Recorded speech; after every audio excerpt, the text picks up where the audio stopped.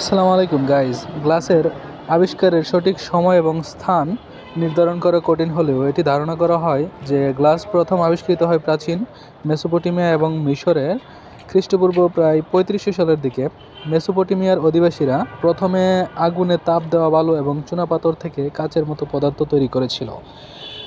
তারপরে মিশরের গ্লাসের ব্যবহার মূলত অলংকার এবং সৌন্দর্যবর্ধক সামগ্রী তৈরিতে সীমাবদ্ধ ছিল।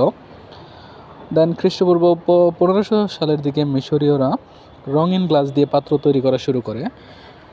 তারপরে পরবর্তীতে রোমান সাম্রাজ্যের সময় গ্লাস ব্লোয়িং প্রযুক্তি আবিষ্কৃত হয়, যা গ্লাস উৎপাদনকে সহজতর ও ব্যাপক করে তোলে। এই প্রযুক্তি এবং গ্লাস ব্যবহারের বিস্তার মূলত রোমানদের মাধ্যমে ইউরোপ এবং এশিয়ার বিভিন্ন অঞ্চলে ছড়িয়ে পড়ে। গ্লাস আবিষ্কার ও উন্নয়নে মেসোপটেমিয়া, মিশর আর রোমান সাম্রাজ্যের ভূমিকা খুবই গুরুত্বপূর্ণ, অত্যন্ত গুরুত্বপূর্ণই বলা চলে। সো ভিডিওটি কেমন লেগেছে অবশ্যই কমেন্টে জানাবেন। আর ভিডিওটি ভালো লাগলে লাইক, কমেন্ট, শেয়ার করতে বলবেন না।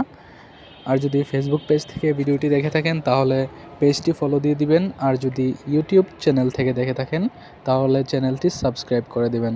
ভালো থাকবেন, সুস্থ থাকবেন। টাটা।